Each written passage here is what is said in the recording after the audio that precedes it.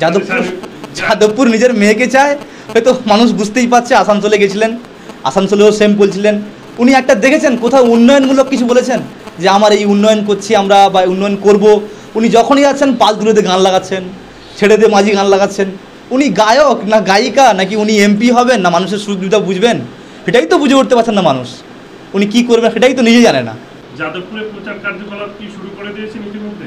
হ্যাঁ, আমাদের তো কার্যকলাপ প্রথম থেকেই চলছিল, তো এখন জোর কদমে চলছে এবং এত গতি বাড়িয়ে দিয়েছি যে হয়তো এক্সপ্রেস হার মানবে। তো সে তুলনায় আমরা যথেষ্ট আশাবাদী। মানুষের কেমন সাড়া পাচ্ছে? অফুরন্ত সাড়া পাচ্ছি। আজকে স্বাধীনতার ৭৫ বছর পর পর্যন্ত যতগুলো এমপি আমরা এখান থেকে পাঠিয়েছি যাদবপুর থেকে, তো সমস্ত এমপি কেউ লন্ডনে থাকে, কেউ আরবে থাকে, তো কেউ ইংল্যান্ডে থাকে, কারোর সঙ্গে কোনো মাটির সম্পর্ক নেই। আর যাদবপুর তো সম্পর্কই নেই। তো এই প্রথম আইএসএফ কোনো প্রার্থীকে প্রথম হয়তো মানে চয়েস করলো যেটা কিনা যাদবপুরের মাটির প্রার্থী, এবং সেই সঙ্গে সঙ্গে সেই প্রার্থী এটাও মানে আশ্বাস দিয়েছেন যে জিতে যায় কিংবা হেরে যায় ৩৬৫ দিন মোটামুটি যাদবপুরবাসীর জন্য থাকবে, যখন ডাকবে তখন পাবে। এই যে আপনারা কি জনসভার কোনো প্রস্তুতি নিচ্ছেন সামনে? হ্যাঁ, নিঃসন্দেহে পার্টির আমাদের নির্দিষ্ট গাইডলাইন তো আছেই, তার উপরে এখন নির্বাচনী যেহেতু আচরণবিধি লাগু হয়ে গেছে, সেই ক্ষেত্রে কিছু নির্বাচনী গাইডলাইনও আমাদের মানতে হচ্ছে। তাই আমরা চাইলেও কিন্তু অনেক কিছু আমাদের মেনে চলতে হয়, তাই আমরা আইন মাফিক কার্যকলাপ চালিয়ে যাচ্ছি। 2019 লোকসভা ভোটে মিমি চক্রবর্তী 1,11,000-এর বেশি ভোট ভাঙড় থেকে লিড পেয়েছিলেন। এবারে গত কয়েকদিন আগে শওকত মোল্লা ভাঙড় মাঝরাইট নওশাদগড়ে এসে তিনি বলেছেন যে 50,000-এরও বেশি ভোটে লিড পাবে সায়নী ঘোষ, চ্যালেঞ্জ করে বললেন।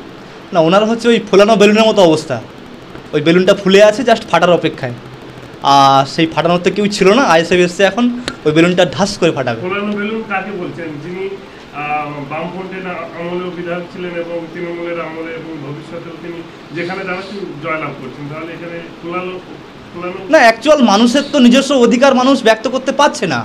এতদিন পর্যন্ত আমরা দেখে এসেছি হয় বুথ দখল হয়েছে, আর নয়তো সাধারণ মানুষকে ভোট দিয়ে দেওয়া হয়নি। তার অধিকার যদি তাকে দেওয়া যায় তাহলে মনে হয় এই তোলামূল নামক দলটাই হয়তো থাকবে না, নিশ্চিহ্ন হয়ে যাবে। এবারেও যে বুথ দখল হবে না সেটা কতটা আশাবাদী? এটা আমরা আশাবাদী। আমাদের নওশাদ সিদ্দিকী চেয়ারম্যান সাহেব উনি যথেষ্টভাবে বলেছেন যে আমাদেরকে মানুষ পছন্দ না করে, আমাদেরকে মানুষ ভোট না দেয় তাতে কোনো আপত্তি নেই, কিন্তু মানুষ যেন তার পছন্দের ব্যক্তিকে ভোট দেয় তার যথাযথ ব্যবস্থা করব, এবং এটা আমরা অঙ্গীকারাবদ্ধ। বুথ স্তরের সমস্ত কর্মী এ নিয়ে আমরা প্রচণ্ডভাবে সক্রিয়।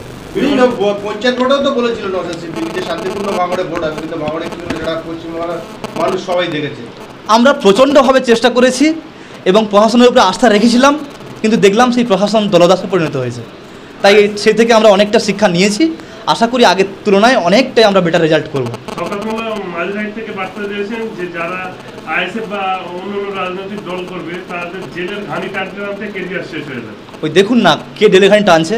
ওনাদের শিক্ষা দপ্তর জেলে, স্বাস্থ্য দপ্তর জেলে, খাদ্য দপ্তর জেলে, আরও বাকি আছে। আপনার ভাঙড়ে বেশ কয়েকজন মস্তান ছিলেন যারা আপনারা কুখ্যাত নামে চিনতেন, তিনিও জেলে। অতএব ওনাদের হয়তো মতিভ্রম হয়েছে, তাই ওনারা বুঝে উঠতে পারছে না যে জেলে আমাদের ব্যক্তি যাচ্ছে নাকি ওদের ব্যক্তি যাচ্ছে, তাই ভুলভালভাবে বলে ফেলছে। ওনার মানসিক চিকিৎসা করার দরকার আছে। যাদবপুর কেন্দ্রে 7টি বিধানসভা, ভাঙড় সহ 7টি বিধানসভায় আপনাদের এজেন্ট দেওয়ার সমর্থক আছে, দিতে পারবেন? নিঃসন্দেহে প্রতিটা বুথে আমাদের এজেন্ট দেওয়া হবে।